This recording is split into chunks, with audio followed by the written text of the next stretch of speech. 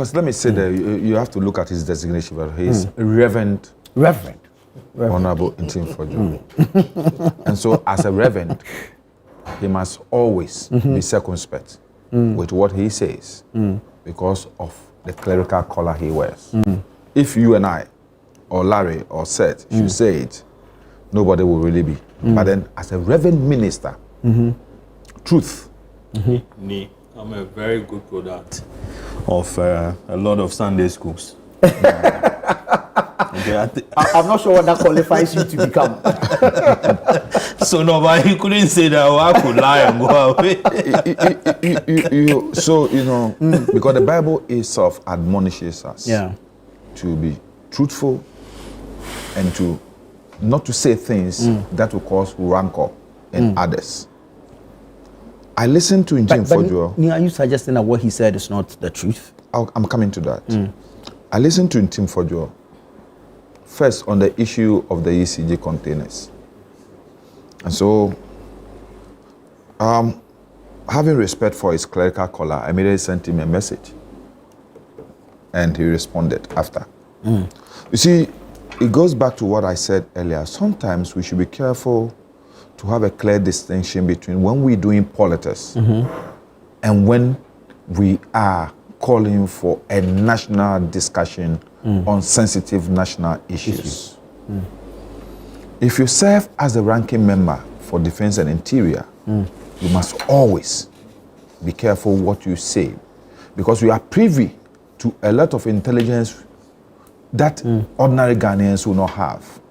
So at every point in time, you must weigh between what is in the public interest, what is in the national interest, what will serve our national defense and security well.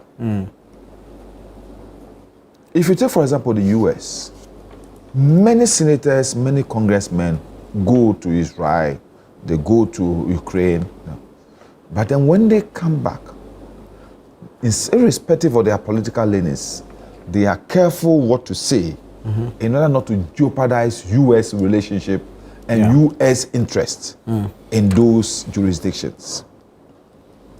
As a ranking member for Defense and Interior, you have all the right, you have all the power within your remit to even ask the Minister of Interior to brief the committee. You understand? So when you have exhausted all these opportunities and avenues you have, and you are still not convinced, even at that moment, you personally could also have one-on-one with a minister for the brief you are looking for before you decide to hold a press conference and make spurious allegations. You understand me? Today, it has led to the president calling on all the security agencies to work with him. I don't know whether he understands the phrase work with him. Or he's to assist in the investigation. Yes.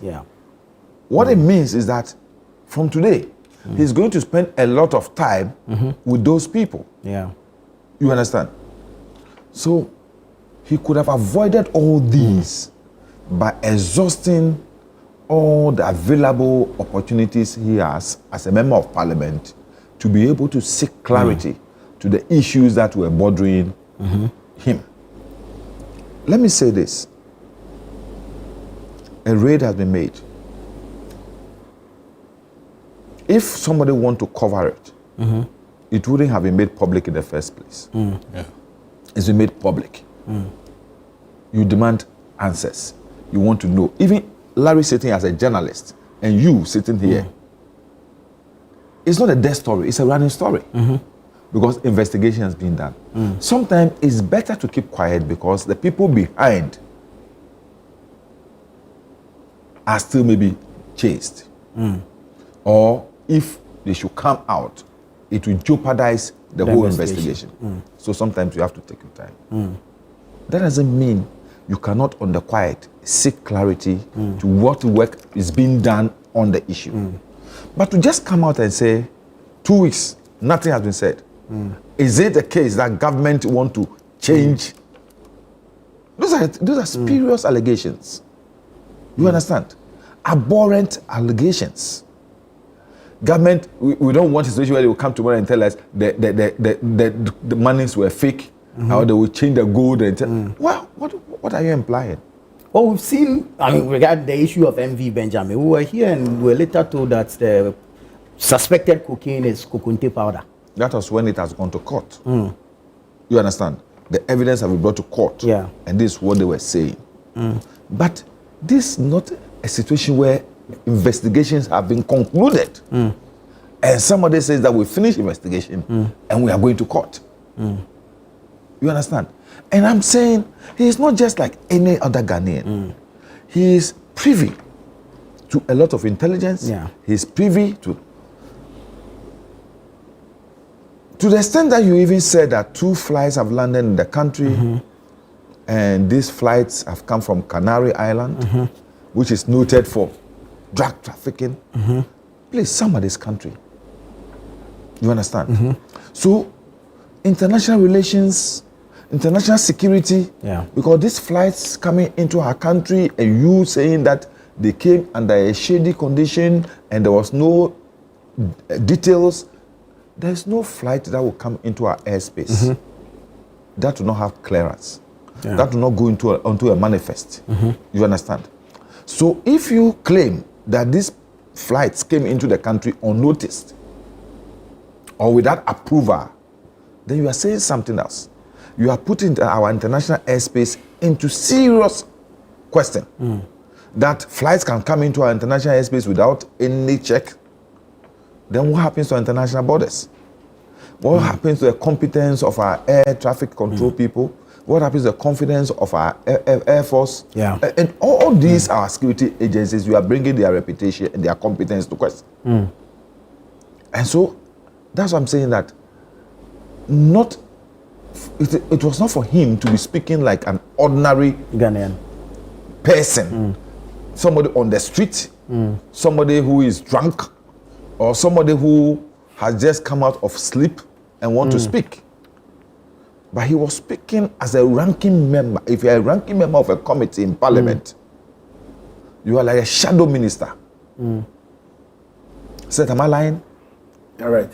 So, but he's concerned. No, I'm saying that your concern should be addressed within a very disciplined, germane environment. We do not know if he had previously made attempts. He didn't tell any of us. Exactly. He didn't tell any of us. And if he has made attempts, he will have made reference to those attempts he has made, knowing him. Knowing him. Well, you do, I don't. So you see, I'm saying that all the things he said, my worry in it is the fact that from my background in international security, Ghana's reputation, Ghana's image is very, very important in this. If you make it seem to the whole world that Ghana has become a hub for drug trafficking and that you can just fly into Ghana, and what you are actually doing is that you are creating a situation where our credibility as a country, our integrity, our international relations will all suffer. That's why he had to be measured in his expectation and his utterance in such a situation as a ranking member.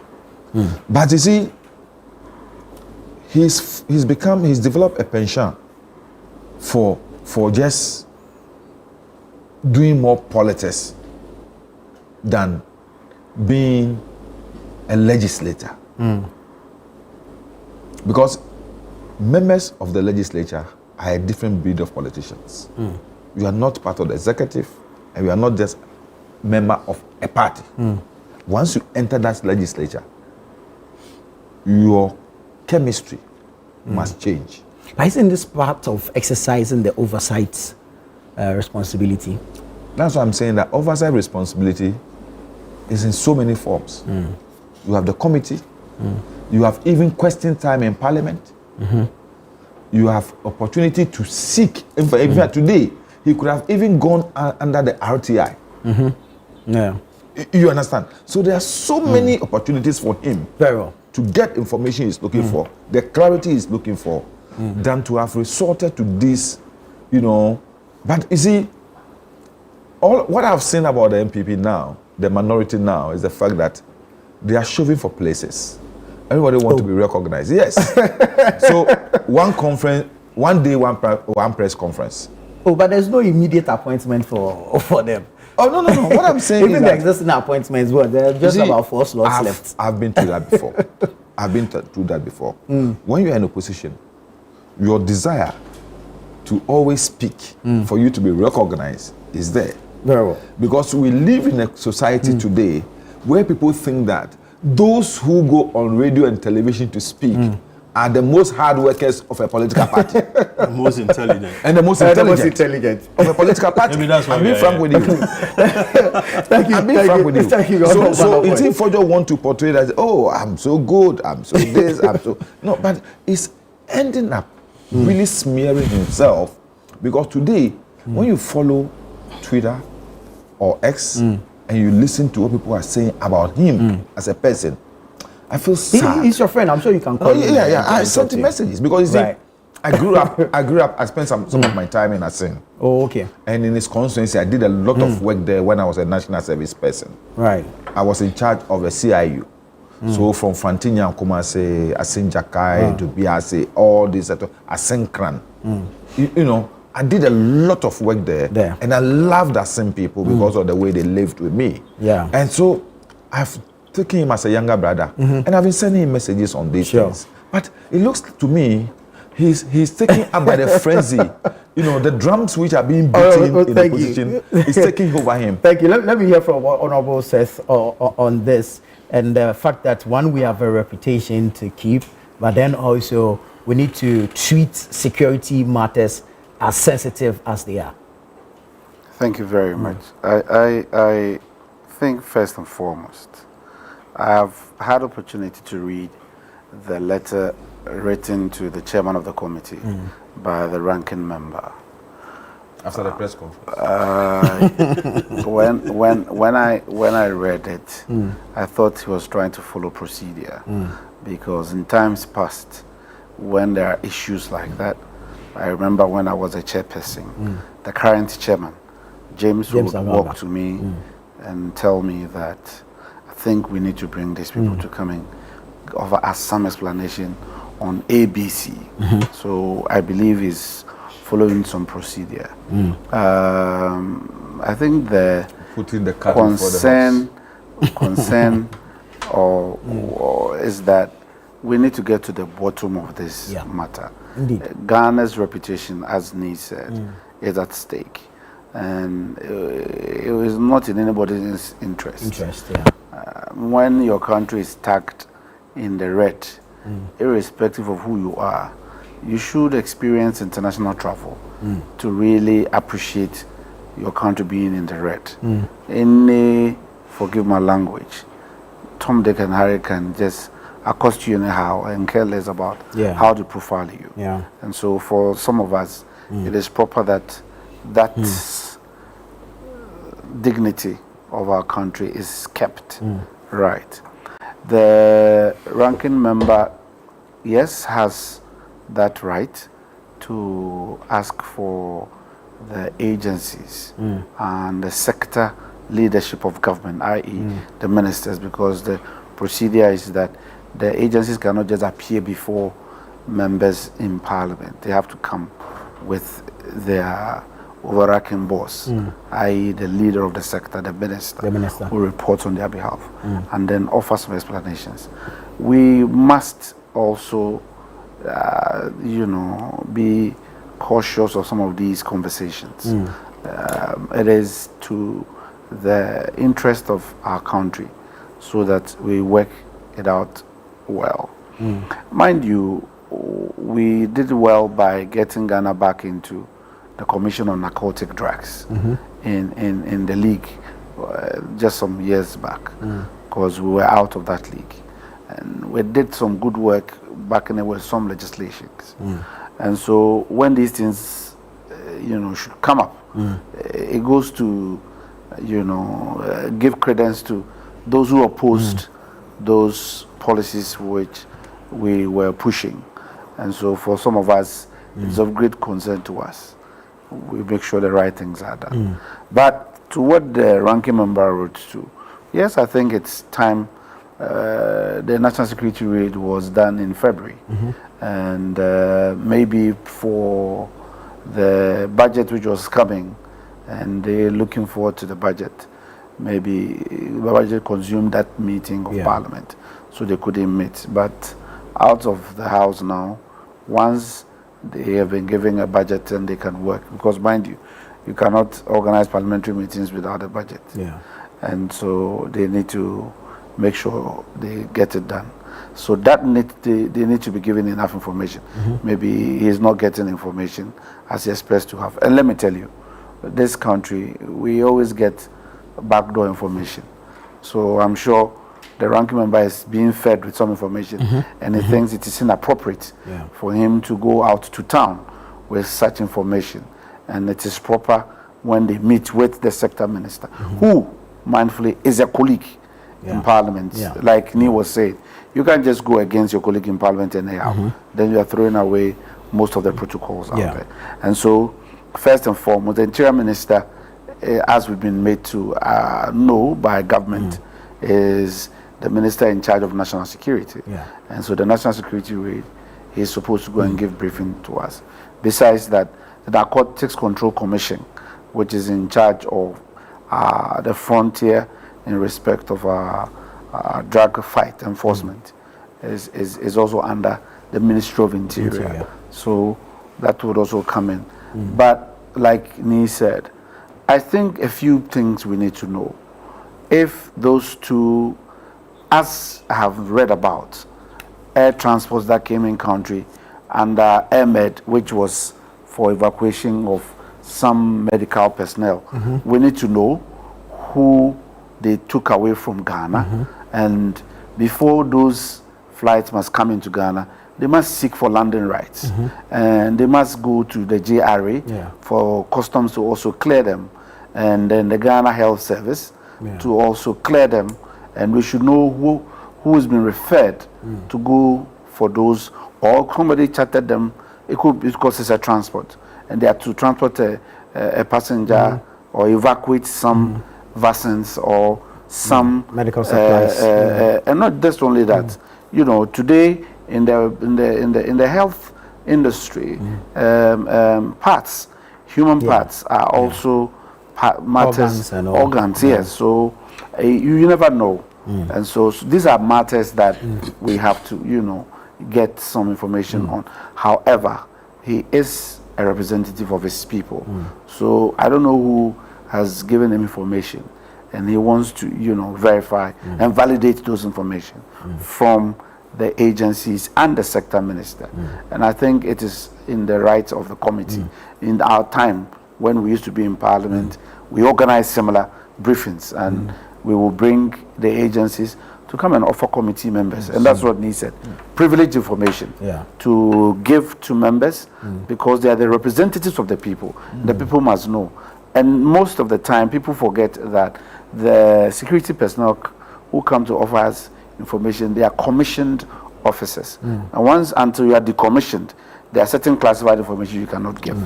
And so those ones are matters they can, and even when they appear before us in Parliament, and the matter is under investigation, there are certain classified information they will not be able to give you, because it's operational. And until the investigative process is exhausted, you don't know who you are, handing intelligence to go and do otherwise. So I think the call by the ranking member that we delve into the matters is very critical, because we need to know which hospital referred a patient, or whoever called for them to come. So you have to go through the Ghana Airport Company, the Ghana Civil Aviation. All these bodies must offer some explanation, so we appreciate the conversation. And these are matters we don't need to joke with. I in particular am very serious about this matter, because I passed a law that granted Ghana, I led the passage of a law that brought Ghana to do some work on cannabis, and it is something which was not only Ghana doing it, but a global conversation. And so, if these things are not checked, we will go. I'm not happy about it. Right. We need to get it done right. Very well. Larry, I worry sometimes when we are quick to go to press with just a bust. Okay, because just like this dollars and gold bust that came out, we're only told that allegedly belongs to an Alhaji who is on the run. Who is this Alhaji? Has he been apprehended? But my sentiment is that why not, when you do the bust, wait, at least let the investigations travel to a point where you're able to pick up a number of the people. Because you see, when outrightly you come out and say there's a certain Alhaji, if I am that Alhaji, I will find my way out so that I am not picked up. I don't know what you, if you get what I'm saying and what you think of it. Yeah, I think so. You see, very often, I think the media in this part of the world, we've become like conveyor belts. Okay, so you hear that Honorable Vanderpuye is about organizing a press conference, and we dash there. Honorable said is about holding a press conference, we go there. And then whatever the topic is, we don't even, we don't have any prior knowledge about it. So we walk into some of these things, and then, they go on and on and on and on and on. And after that, they could even ask you, is there any question? And then there's no question. There's no question. Yeah, because then, you might not have prior information. But before you leave, make sure you you talk to my secretary, down there. Do you get it? And that whatever they've said is what we are reporting. No any thorough probe to see whether or not whatever they said was right or wrong. Or if indeed that is the fact. That is the fact. Okay. See the kind of flights that he mentioned. I'm sure if we go deeper in there, we would have noticed, the owners of this flight and what indeed they came to do here. Any serious-minded journalist would have gone straight and written to them to say that, hey, your name has popped up here, matter. That you came on so and so date and left for so and so days. Exactly, and left. And they would have told you that, oh yes, indeed we are here. But we came to evacuate, Asimesi or Binting. And that would have, cleared a lot of these things. And this gentleman or this Reverend who said this would have, had X in his face. You get it? But elsewhere, other jurisdictions, journalists are able to do this, even with a phone call. Sometimes the argument here is that we don't have, that level of sophistication, or we don't have resources to do that. But I think we've gotten to that point where, ChannelOne could call this, people and say that, hey, you guys, so and so and now so. Now it's a global village. Exactly. To a point where, the Ghanaian president had gone on his Twitter, official Twitter or Facebook handle to say that, hey, we want key institutions like, the Narcotic Control Commission, CID to be involved, airport companies to be involved, and so on. It means it's a very critical thing that shouldn't be. It's a serious matter. So we would want you guys to tell us what you came to Ghana to do. Anything short of that, we are conveyor belts. Having said so, I'll talk about this Reverend politician. No, we are not discussing him as a person. We are discussing the issue. But he's the one who brought the matter up. So the matter he has raised. So recently, last week or last 2 weeks, I've had calls to go on air to respond to certain things he had said about me personally. What did he say? We were reporting stories about some the bulletproof cars. Exactly. You've done a thorough job on that, actually. Oh, okay, thank you. So then, after a while, he goes on air to say that President Mahama had contracted me Omwani Buama had contracted me to do propaganda against the CDS and then all the service chiefs. So you see why I didn't want us to go to him as a person, because now then we're going to a different matter. I will tell you why. I will tell you why we need to focus on him, and you appreciate that. And so, I mean, earlier on, he had reached out to me. Briefly on this matter, because we need to wrap up. We are running out of time. He had reached out and said that he had written something about the retirement of the CDS and then some of the generals and so on, and that I should publish it for him. Well, and then we published it. He had asked for documents on this particular matter on the cars, the bulletproof cars. I told him that, listen, I have the document. However, you are a ranking member.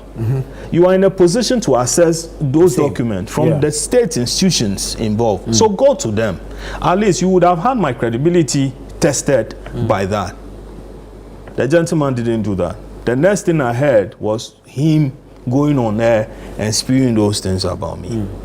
What I make of him in the last few, weeks or days that he had become a ranking member, it's somebody who is struggling to be noticed, who is struggling to establish himself politically.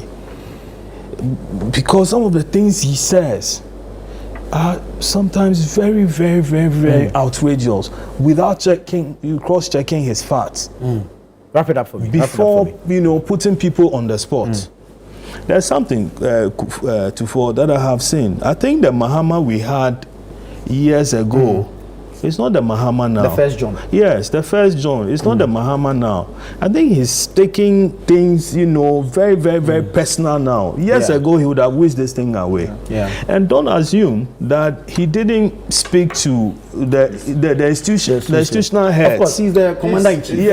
Yes. Before coming to post that on social media. Then would that suggest that indeed there is cause for worry?